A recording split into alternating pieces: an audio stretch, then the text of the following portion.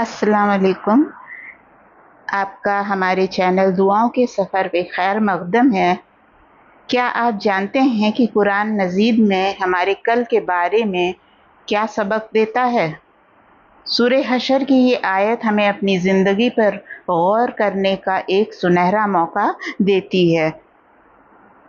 तो चलते हैं हम सूरह हशर की आयत 18 की तरफ।